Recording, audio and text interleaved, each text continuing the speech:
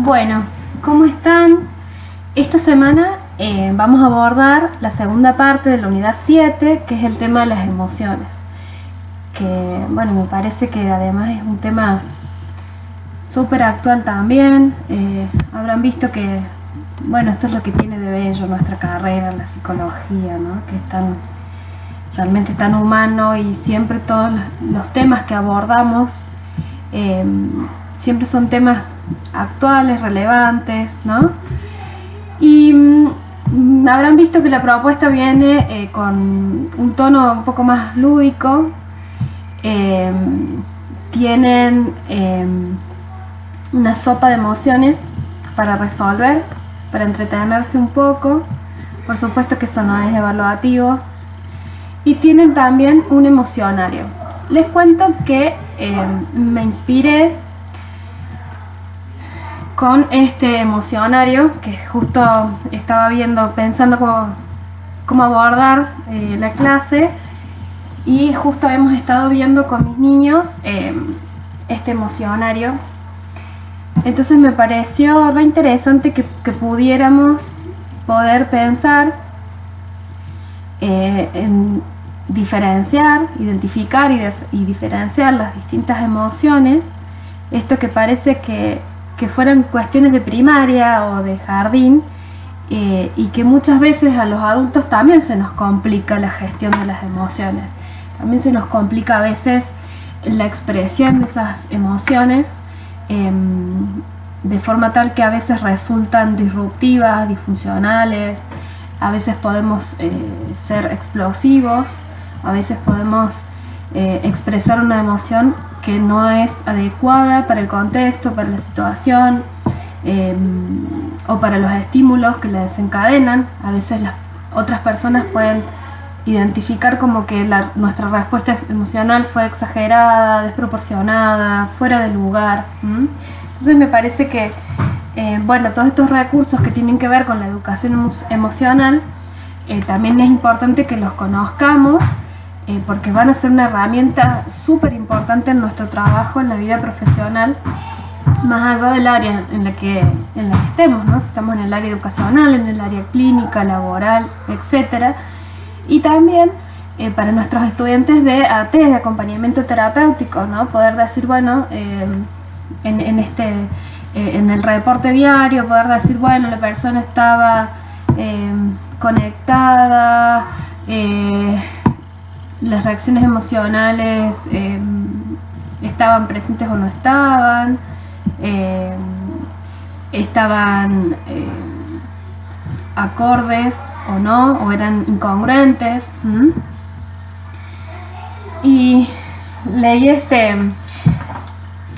les cuento que, bueno, con toda esta situación del aislamiento social, de la cuarentena, aparte de este recurso, también tuve la oportunidad de conocer un recurso que no conocía, que pusieron en juego, digamos, en el colegio. Así que también se los recomiendo, porque es interesante también ir conociendo y contar con distintas herramientas. Se llama El monstruo de los colores.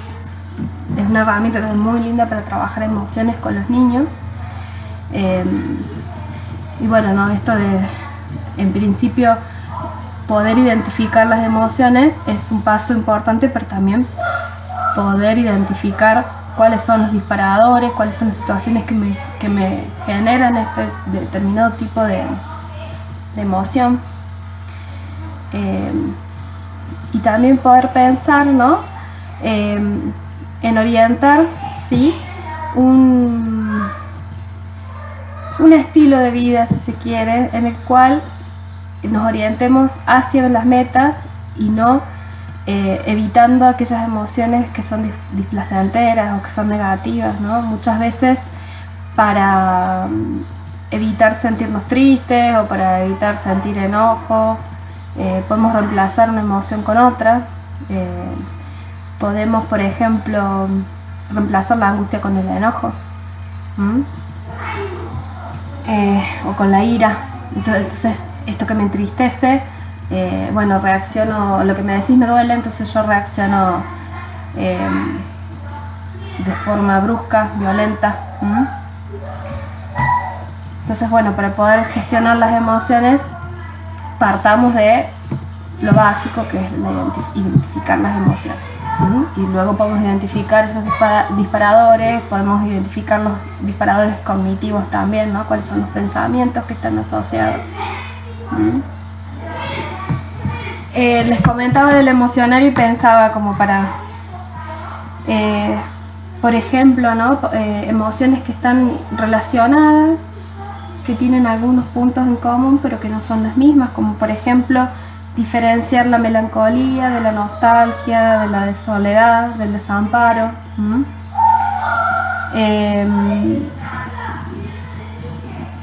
Por ejemplo, la vergüenza, de la inseguridad, de la timidez. Así que bueno, ¿qué tienen como actividad para hacer? Tienen un emocionario, que es un glosario, que van a ir, la idea es que hagan este trabajo de búsqueda, pueden seleccionar autores, es un trabajo libre, entonces que pueden ir buscando las definiciones de estas emociones. Yo lo que hice fue cargarles las listas con las entradas a completar, para que libremente ustedes vayan completando esas entradas con los autores y con las definiciones, que bueno, después iremos, es un recurso que queda para uso común, ¿no? de todo el turno. Pero bueno, hecha esta larga introducción, porque no salió breve como esperaba, vamos a empezar a desarrollar el tema. ¿Te parece? Bueno, ahí vamos. Y acá estamos entonces con las emociones.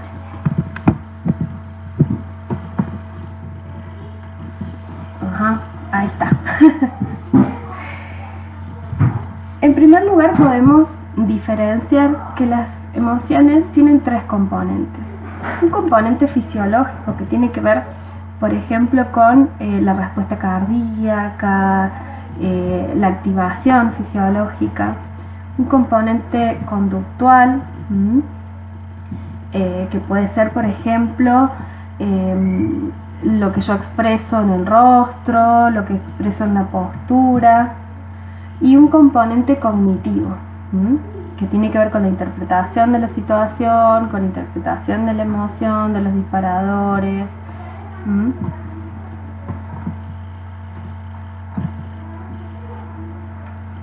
Podemos, o van a encontrar en el manual de la cátedra y en otros manuales también de introducción a la psicología, como unas tres propuestas teóricas básicas de las emociones, que se van diferenciando respecto al lugar y el orden en que acontece, digamos, la experiencia subjetiva de la emoción. La primera de estas es la teoría de James Lange, ¿sí? William James y Carl Lange, que ambos, si bien no trabajaban juntos, pero al mismo tiempo, ¿sí? en la misma época, llegaron a la misma conclusión. ¿Qué proponían ellos? Que frente a un estímulo que puede desencadenar una emoción, lo que primero se desencadena es la reacción fisiológica, ¿sí? No sé, yo voy caminando y se me cruza una tarántula, ¿no? Eso va a generar una reacción fisiológica de activación, ¿sí? Eso va a ser procesado, ¿sí? Posteriormente, o sea, de manera secuencial. Primero viene la reacción fisiológica y luego esta información llega al cerebro, ahí se produce la interpretación de la reacción fisiológica, y esa interpretación es ahí cuando se produce la vivencia subjetiva de la emoción. Posteriormente, Cannon y Barr, ellos sugieren que, en principio dicen, bueno, pero si esto fuera así, las reacciones fisiológicas deberían ser discriminables para cada tipo de emoción, y sin embargo no es así. Si bien hay algunas reacciones fisiológicas, quizás en emociones como muy extremas, entre la tristeza y el miedo, ¿sí? Por un lado podemos tener la activación y por el otro justamente todo lo contrario. Ellos decían que, bueno, que la reacción fisiológica se da de manera simultánea con la interpretación de esta reacción fisiológica, y que el contexto en donde se da juega un rol muy importante para la vivencia de la emoción y para esta interpretación que hacemos. Finalmente, las teorías cognitivas o cognoscitivas, como se llaman, suben la apuesta, por decirlo de esta manera, y van a hablar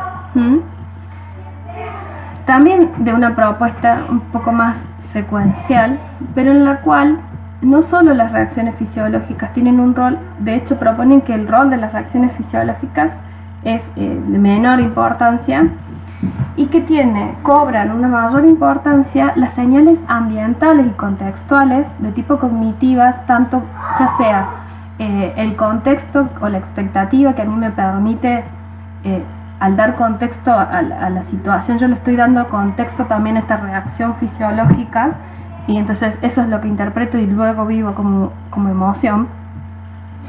Pero también el contexto puede ser dado por otros, ¿sí? Son los otros quienes pueden interpretar por mí ese contexto. Entonces, tanto la expectativa, ¿sí?, como las claves sociales son importantes a la hora de la reacción emocional o la respuesta emocional, o esta experiencia subjetiva de la emoción. Y cuando hablamos de emociones, podemos pensar en un abanico muy amplio de emociones, y también tenemos distintos modelos y también discusiones respecto de cuántas emociones hay, si hay emociones básicas, si hay emociones universales. Una de las propuestas en relación a esto es el modelo de Plutchik. Fíjense, este modelo es de 3 dimensiones y plantea, ¿no?, que hay emociones las emociones que están como más cercanas en este cono de las emociones, o esta rueda de las emociones, las más cercanas entre sí suponen distintos niveles de intensidad, ¿sí?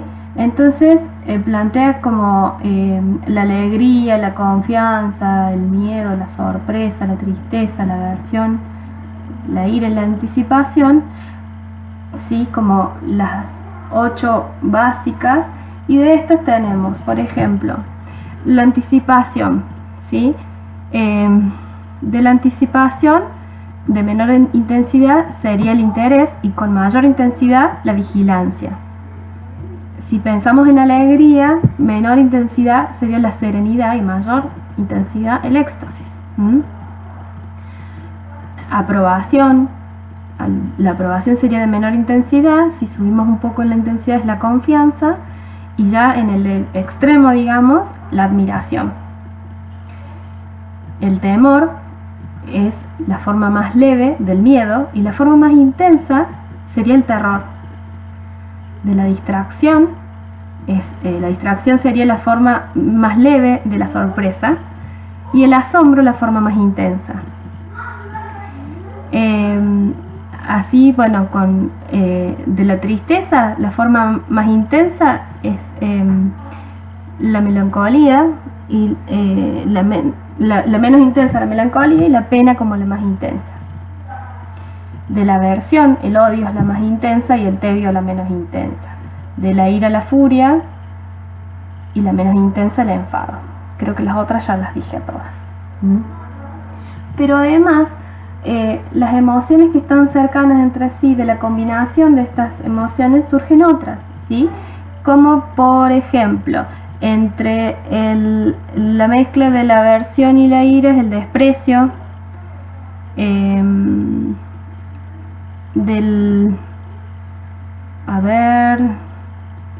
el optimismo, de entre anticipación y alegría. Entonces, bueno, esta es una propuesta, digamos, en relación a cuántas emociones hay y cómo se relacionan entre ellas.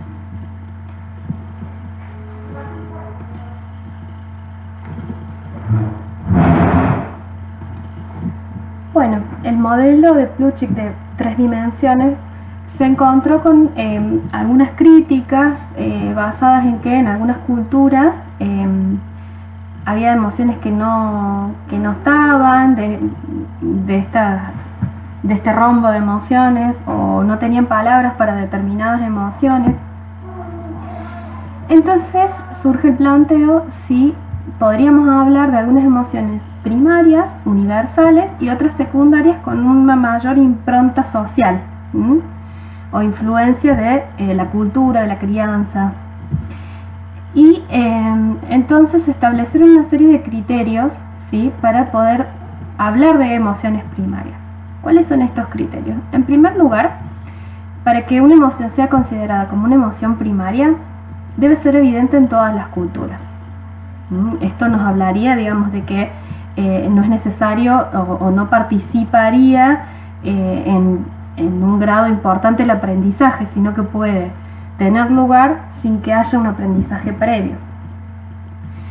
Debe tener evolutivamente un valor, entonces haber contribuido y contribuir a la supervivencia, a la adaptación del organismo al ambiente. Estar asociada con una expresión facial distinta, diferenciable una de otra, y ser evidente también en nuestros parientes cercanos, los primates no humanos. Esos serían algunos de los criterios. Esto llevó a toda una serie de, hay toda una serie de líneas de investigación que justamente tratan de identificar y de diferenciar cuáles serían estas emociones primarias y cuáles las secundarias. Uno de los actores más productivos en este tema, me pasé de largo, vamos para atrás, ahí va, es Paul Ekman, que hubo una serie, digamos, que se basó un poco en el laboratorio de Ekman y colaboradores. Esta serie es Lie to Me. Ellos en principio identificaron a partir de estudios transculturales una serie de emociones a las que encontraron consistentemente en distintas culturas. Estas emociones básicas serían la ira, el miedo, el asco, la sorpresa, la alegría y la tristeza. Y el grupo de Ekman lo que hizo además fue caracterizarlas e identificar las micro reacciones o las micro expresiones faciales, ¿sí?, los distintos componentes de estas emociones y cómo se expresan en el rostro, las cejas, la nariz, la boca, ¿sí?, estas micro expresiones faciales. Como pueden ver, si miran la primer foto, ¿sí?, en este recuadro tenemos 6 rostros, cada uno con una emoción diferente, y podemos ver, digamos, que la composición, digamos, del gesto facial, de la expresión facial, va variando.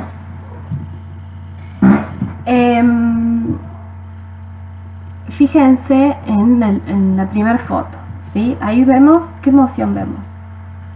Vemos que arruga un poco la frente, tiene los labios así como apretados, también eso se nota esa tensión en la pera, vemos algo en la nariz, la intensidad de la mirada, ¿sí? Es ira, enojo. Fíjense en la segunda foto, cómo cambia, ahí hay un poco ya como de apertura de la boca, un poco hacia arriba, la frente un poco arrugada, pero no junto a las cejas, como en el miedo, que se tienden a juntar las cejas. Aquí está hacia arriba, vemos la expresión de los ojos, ¿sí?, los ojos abiertos. Fíjense el asco, cuando, qué asco, ¿qué hacemos? También arrugamos la nariz, levantamos los labios, los ojos también varía la posición, cómo tenemos los párpados. Cuando nos sorprendemos, algo nos sorprende, abrimos la boca, abro la boca, levanto las cejas, abro bien grandes los ojos. Cuando estamos alegres, ¿sí?, bueno, la sonrisa, o cuando estamos tristes, ¿no? Cada una de estas expresiones podemos distinguirlas en el rostro. Por supuesto que más allá que estas expresiones básicas las pueden tener lugar sin sin haber sido aprendidas, el aprendizaje y la cultura y nos va diciendo dónde expresar, ¿no? Por ejemplo, en qué contextos vamos a expresar determinadas emociones. Ya vamos a ir más sobre ese punto. Pero algo que no quería dejar de comentarles, y que ya me estaba a punto de olvidar, es que este grupo de trabajo desarrolló, digamos, ellos desarrollaron un sistema de codificación facial de las emociones a través del cual podemos ver si la persona está suprimiendo de alguna manera la emoción. Entonces podemos ver si está ocultando una emoción. En la serie Lie to Me, esto se lleva, ¿no?, a otro plano, como básicamente es una especie de gurú que adivinan todo lo que en realidad la otra persona está ocultando, pero no, digamos, este sistema de codificación facial a través de las microexpresiones permite determinar con un cierto grado de confiabilidad si la persona está o no manifestando abiertamente una emoción o la está ocultando.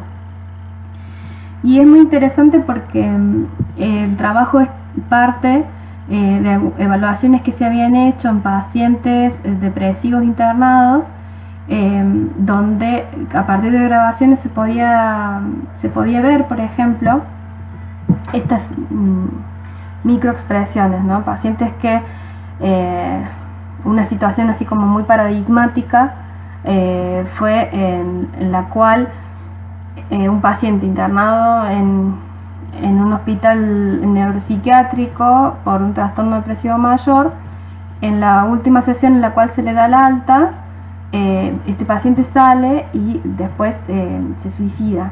Y estando este video grabado en la sesión, para poder identificar, digamos, la angustia que estaba ahí subyacente, lo pueden identificar cuando analizan las microexpresiones. Me pareció interesante. No, pero les acabo de decir algo que no es así, porque la historia no terminó mal, terminó bien, porque el paciente se arrepintió y no salió. Pero ya obtenía el alta, digamos, porque había convencido a su psiquiatra de que estaba para el alta, y a último momento le confiesa que en realidad hacía todo esto porque tenía intenciones de acabar con su vida. En base a los estudios de este grupo, desarrollaron un software que es muy interesante y que también es muy útil para los terapeutas, para entrenarnos en identificar estas microexpresiones faciales de las emociones, que ocurren en milésimas de segundo de manera casi imperceptible, pero están, ¿no? Entonces, bueno, es un recurso también muy interesante.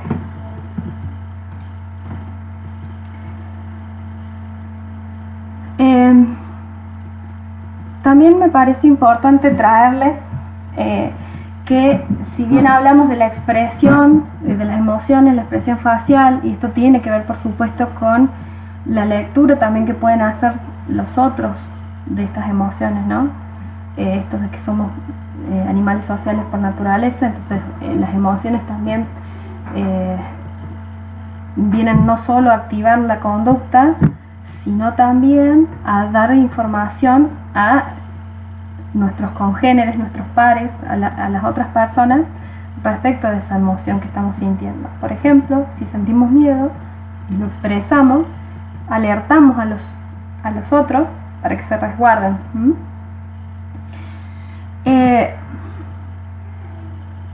Y bueno, parte de los estudios en relación a las emociones, algunos estudios han sido realizados con personas no videntes de nacimiento, y ahí podemos ver, no videntes y no oyentes, y ahí podemos ver que hay algunas expresiones faciales de las emociones que no necesitan ser aprendidas, que ocurren en el contexto, digamos, congruentes con el contexto,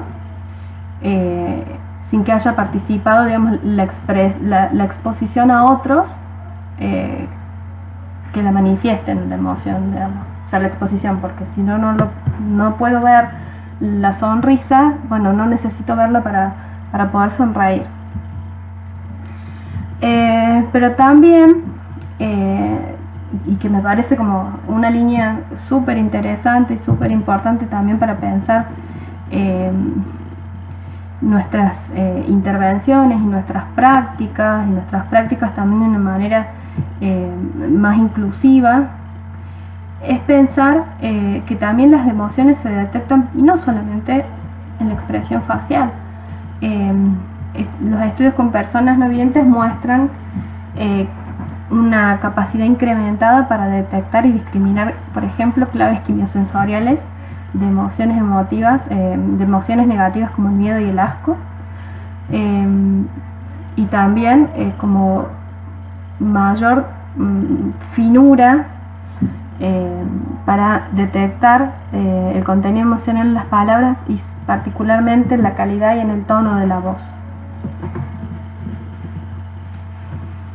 Entonces, si bien una parte importante, digamos, de la comunicación de las emociones pasa por la expresión facial, hay toda una serie de señales que son como, por ejemplo, la calidad de la voz.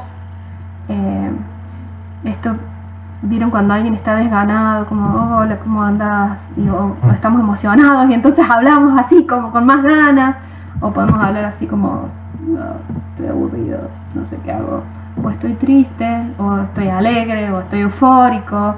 Entonces la calidad de la voz también me brinda información, nos brinda información en cuanto al estado emocional. Las expresiones faciales ya lo dijimos. El lenguaje corporal, no, esto si estoy así, por ejemplo, brazos cruzados, o si estoy así, ¿no? O si estoy así, como que estoy más atenta, ¿no? O que me estoy durmiendo, que es algo que yo ahora no los puedo ver, no puedo ver si están durmiendo, o si me van siguiendo, o si están revolviendo los ojos para diciendo, ay, profe, cállate. Bueno, entonces el lenguaje corporal, ¿no? También es importante. Si quieren o si tienen la oportunidad, creo que un ejercicio interesante para hacer en estos momentos es ver filmaciones de Bolsonaro sin sonido, y van a ver, ¿no?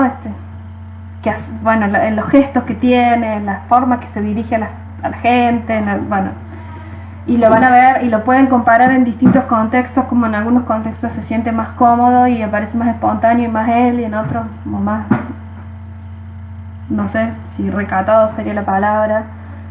A Donald Trump también pueden leer los gestos. Me parece que es interesante hacer como esa lectura de distintos presidentes o jefes de gobierno, y ver ahí como el lenguaje corporal, ¿no? ¿Qué están diciendo con ese lenguaje corporal? El espacio personal también, ¿no? La distancia, este espacio personal varía de acuerdo al tipo de vínculo, de relación que tenemos con una persona. El espacio íntimo, o el espacio entre amigos o entre desconocidos. Y por supuesto las acciones explícitas, o sea, si yo discuto con vos y te doy un portazo, bueno, claramente estoy enojada, ¿no? Bueno, todas estas son formas de manifestar y de expresar las emociones.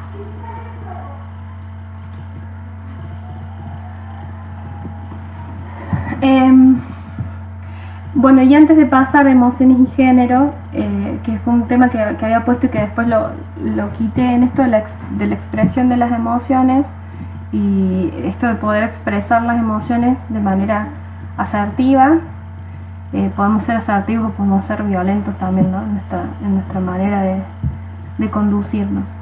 Así que bueno, me parece que también ya es un tema, digamos, que excede o se sale de los temas relativos a los contenidos, pero que se los dejo como para planteado.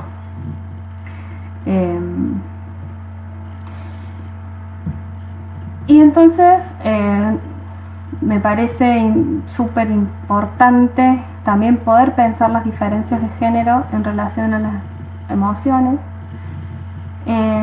y poder pensar esto: las mujeres somos más emocionales que los hombres, sentimos más, somos más sensibles, los hombres son más fríos que las mujeres, son más racionales y nosotras más emocionales. Y en principio, ¿qué nos dice la literatura? Que hay diferencias en cuanto a género, y que estas diferencias tienen que ver, por un lado, en cuanto a el tipo de emociones que expresan los varones y las mujeres, así como las situaciones en que las expresan. En un estudio donde se exponía a varones y mujeres a películas con distintos contenidos, videos con distintos contenidos emocionales, las mujeres mostraban las emociones más abiertamente, de tristeza, de sorpresa, de angustia, y los varones no. Pero las respuestas fisiológicas eran similares entre varones y mujeres, no había diferencias. Esto nos empieza ya a dar la pista de que la educación, la crianza, la cultura juegan un rol importante en estas diferencias. No es quizás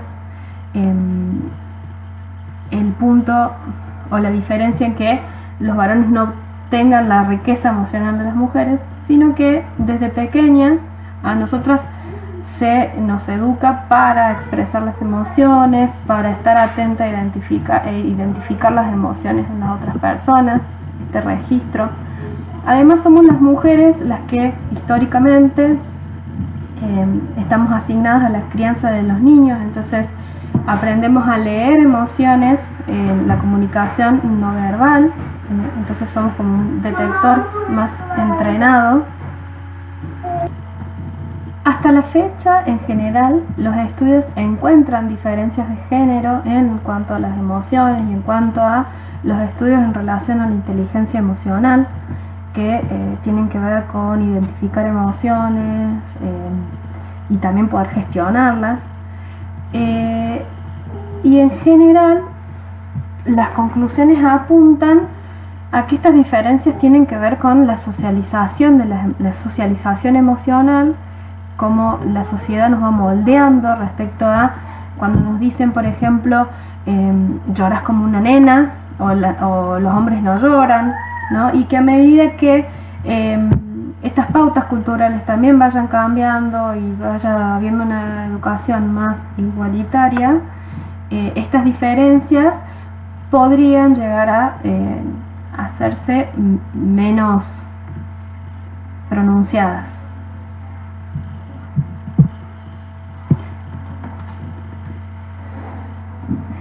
Y bueno, esto por supuesto que tiene que ver con entonces las emociones y la cultura, ¿no? Porque hablábamos primero de emociones básicas, ¿sí? Y luego hablábamos también de emociones ya secundarias, ¿sí?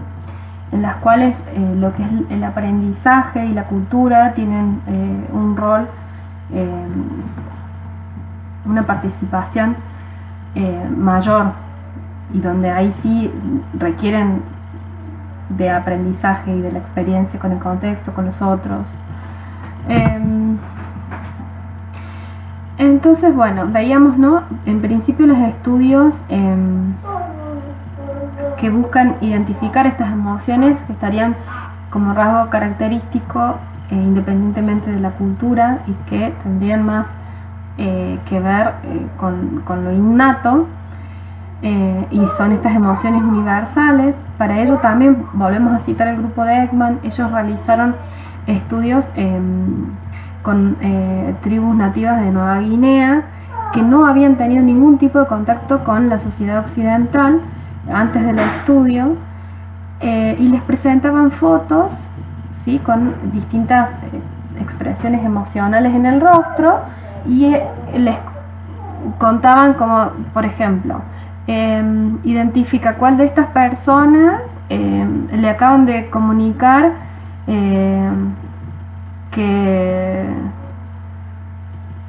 su hijo está enfermo, ¿no? Entonces, bueno, y lo que encontraban es un alto nivel de coincidencia entre los habitantes de esta tribu de Nueva Guinea y la muestra de Occidente, de estudiantes universitarios, un alto porcentaje de coincidencia en cuanto a cuál sería la reacción emocional para ese contexto. Y de ahí salen esas 6 emociones básicas que mencionábamos antes. Pero también hay toda una serie de estudios que nos muestran, nos informan que la cultura influye fuertemente también en la experiencia emocional, ¿sí?, de los miembros. Donde vemos que las culturas más de tipo colectivistas, ¿sí?, como en Japón, por ejemplo, fomentan la expresión de emociones que mantengan y faciliten la cohesión de grupo, ¿sí?, donde en estas culturas donde se prioriza y se valora lo grupal, entonces también se fomentan expresión de emociones que tiendan a generar cooperación, unión, cohesión, armonía. También vemos que las reglas de revelación pueden variar de una cultura a otra, ¿sí? Esto de, por ejemplo, en reírse en clase si hay un docente hablando, bueno, por ahí puede ser algo que sí que pase con mayor naturalidad en Occidente que en Oriente. Es donde la risa les da risa también las mismas situaciones o situaciones similares, pero a veces pueden no expresarlas por una cuestión vinculada al respeto. Entonces las reglas de revelación, si puedo llorar, dónde puedo llorar, o qué tipo de emociones puedo mostrar, cuándo, dónde y frente a quiénes, puede variar de una cultura a otra.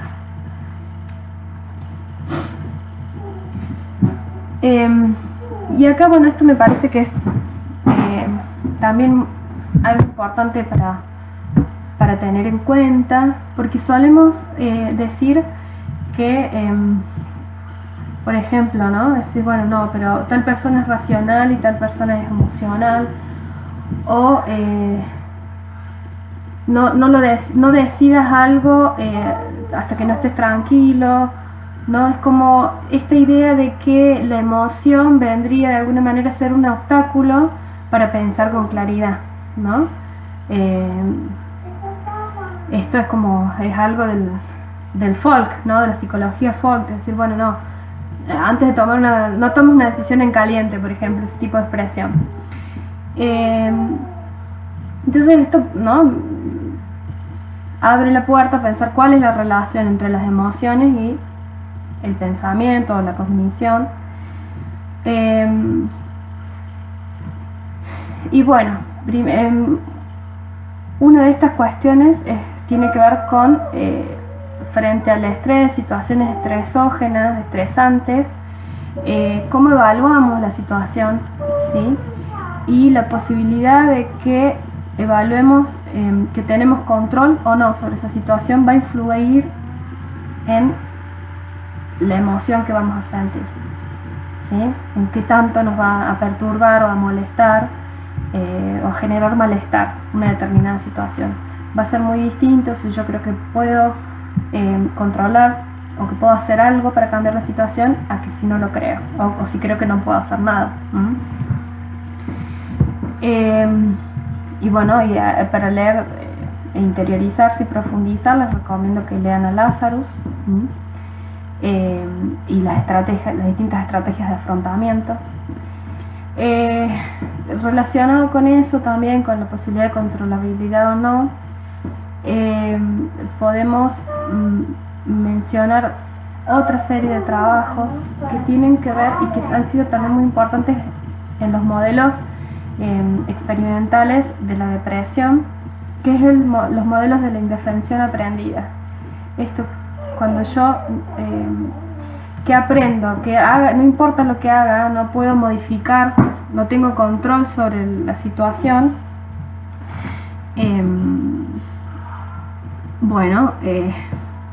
mayor sufrimiento me genera y en algún punto dejo de intentarlo, ¿no? Hay estudios con animales de laboratorio en los cuales básicamente a unos animales se les enseñaba que un tono predecía la ocurrencia de una descarga eléctrica y a los otros la descarga eléctrica no estaba asociada con nada. Luego, en una segunda fase, se les daba la oportunidad de, por ejemplo, apretar una palanca y escapar, salir de esa situación de estrés, de estresógena. Y el grupo que había aprendido antes que la descarga llegaba y que no había nada para hacerlo, luego no podía aprender a apretar una palanca para apagar o para terminar con esta situación estresógena.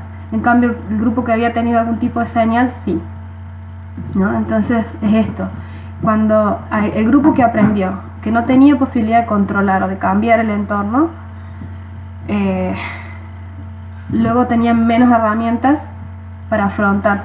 Estoy haciendo, por supuesto estamos hablando de ratas, pero haciendo una traspolación es un poco eso, ¿no? Que a veces también vemos en el consultorio las personas estas que están como en este estado de que no importa lo que haga, nada de lo que haga va a mejorar mi situación, ¿no? Y ahí viene esta sensación de desesperanza y de indefensión. Entonces fíjense lo importante también de la relación entre mis expectativas, mi interpretación de lo que puedo o no puedo hacer y la emoción y las posibilidades también, ¿no? de adaptarme o de afrontar esto que me pasa. Y volviendo al tema con el que abrí este slide, esto de si las emociones nos impiden pensar con claridad, pensar esto, la relación entre la toma de decisiones y las emociones. Y para aquí me parece un autor muy interesante para que puedan leer, es Antonio Damasio,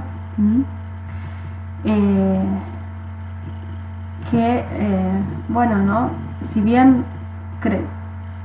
el folk nos dice eso, hay toda una serie de estudios basados en estudios de casos donde vemos que la toma de decisiones es un componente. Para tomar una decisión acertada, un componente importante es la emoción. Vieron también esta otra frase, ¿qué te dicen tus agallas? ¿Qué te dicen tus intestinos? ¿Qué te dice tu cuerpo? ¿No? Cuando vos tenés que, no sé, te ofrecen un trabajo muy bien pago, con muchas facilidades, pero el trabajo consiste en viajar para ir a empresas y despedir gente. ¿Lo agarras al trabajo o no lo agarras? ¿No? Y esto de muchas veces el no agarrar, el tomar una decisión por sí o por no, tiene que ver con cómo me siento yo. ¿Cómo me siento yo haciendo eso? Si yo me imagino haciendo esto, ¿me siento bien o me siento mal? Esta información visceral es importante a la hora de tomar decisiones y muchas veces tomamos decisiones, sobre todo cuando la toma de decisión tiene que ser rápida o inmediata, en la cual por supuesto que el registro de esa emoción juega un papel fundamental. Y además, qué importante en nuestras vidas, ¿no? Cuando nos enfrentamos a decisiones importantes, poder registrar esto que nos está diciendo el cuerpo, que nos está trayendo información, y poder hacerlo consciente y poder tomar esto como una decisión informada en la cual también tomamos en cuenta, ¿no? Porque yo digo, si solamente me baso en los elementos racionales y capaz que después no lo puedo sostener, no lo puedo llevar adelante, o termino realmente sintiéndome muy mal porque estoy haciendo algo que en realidad no me gusta. Yo cerraba por otros lados, pero no me gusta, me genera rechazo. Así que bueno,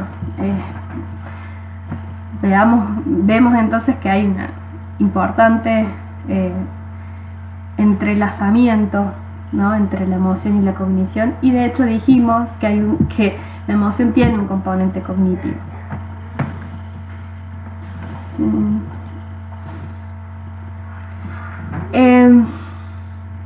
bueno, estamos hablando de emociones, entonces, más que oportuno, hablar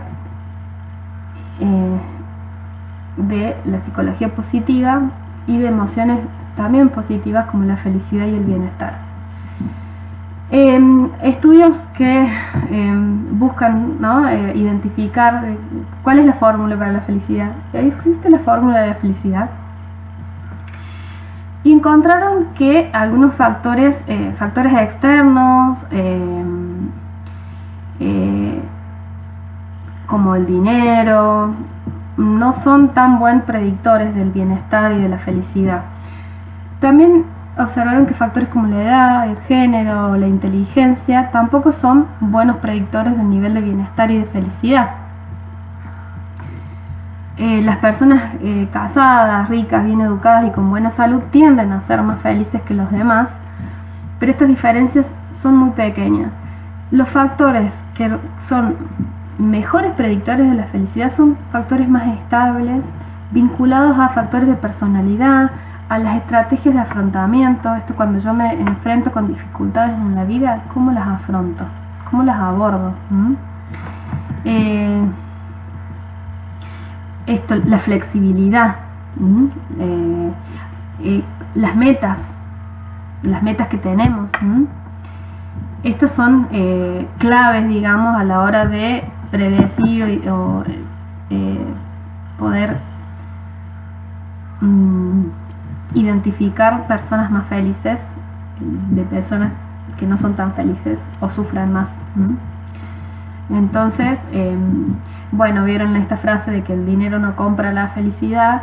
No, el dinero no compra la felicidad, y la felicidad y el bienestar se asocian con otras cuestiones más estables de personalidad y con la manera en que abordamos o enfrentamos las situaciones estresantes y difíciles en nuestra vida.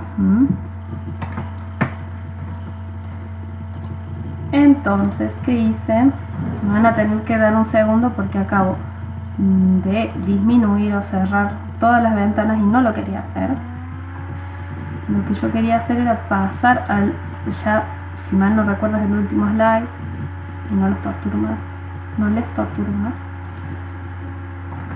Así que muchísimas gracias. Espero que les haya sido útil esta clase.